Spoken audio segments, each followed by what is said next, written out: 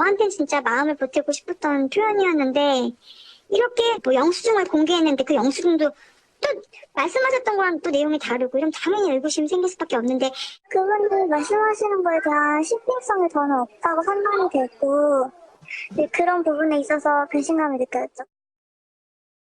이 주민민주연은 죽음의 무릎선 지원에 나서서 장제현 건이 윤지호 씨는 분명하게 공익 제보자입니다. 윤지호 증인은 우리가 보호해야 마땅한 증인입니다. 우리가 윤지호 증인을 보함으로써 비난에 가담한 이 악의 세력들을 우리가 청산할 수 있고. 손정혜 변호사님, 지금 보는 영상이 음해 공작, 윤지호 씨에 대해서 음해 공작이 진행되고 있다고 주장을 하는 것 같아요. 행사의 주체는 방학선 특검 촉구 비대위라는 단체입니다. 예. 이 방학선은 장자연 김학의 버닝썬 사건의 이제 약자인데 이 내용을 윤지호 씨가 오늘 오전 11시에 음해 공작을 규탄하는 기자회견이 열릴 것이라는 내용을 생중계를 링크를 첨부해서 올렸고요.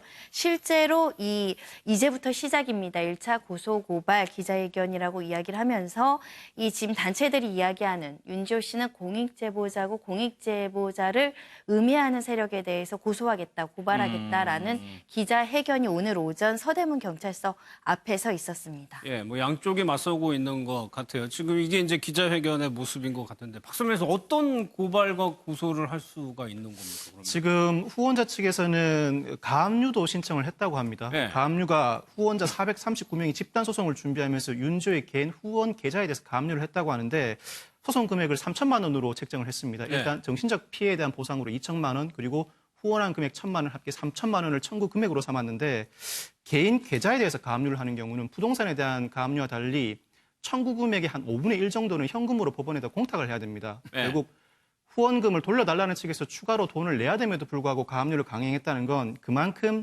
윤지호 씨를 불신하고 윤지호 씨가 후원금을 개인적인 용도로 사용할 것이라는 우려를 가지고 있다고 보고 있는 거죠. 예. 지금 집단소송의 대리인인 최나리 변호사가 후원자 중에서는 마이너스 통장이나 분유값을 아껴서 후원한 분도 있다고 하면서 적극적으로 이 사건을 진행할 의지를 보이고 있는데요. 경찰도 서로 고소고발이 이루어지고 있는 상황입니다. 고발도 이미 당한 상황이기 때문에 예. 윤지호 씨에 대해서 캐나다에 지금 거주를 하고 있죠. 메신저 등을 통해서 연락을 주고받으면서 출석 일자를 조율할 시도도 하고 있다고 합니다. 알겠습니다. 또 한 명이요. 조현민 전 전무, 이 전무가 다시 되면서 경영 일선에 이제 복귀를 한 거죠. 네, 그렇습니다. 조현민 전무는 사실상 이 재판에서 면죄부를 받았죠. 그러니까 그쵸? 갑질 사건, 무혐의 폭력 처리가 사건의 됐으니까. 특수 폭력이 아니다라고 이제 무죄 선고를 받지 않았습니까? 그 이후에 사실은 그 이후에도 그러네 복귀하지 않고 조용히 이 언론에 노출이 되지 않고 있다가 1년 2개월 만에 전격적으로 지금 복귀를 한 겁니다. 예. 직위는 한진칼 전무 겸 또 부사장으로 정석기업 부사장으로 이제 들어온 건데요. 사실 의미가 굉장히 또 있다고 생각이 드는 게 어찌됐든 이 경영권 어떻게 될 건가, 칼이 대하는 건 어떻게 될 건가. 거기에서 전격적으로 이렇게 그 시선을 의식하지 않고 이 복귀를 한 건 어떤 이유가 있을 것이다. 경영권과 관련해서 어떤 예. 변동의 이유가 있을 것이다. 라는 시각으로 지금 눈길을 모으고 있는 것이죠.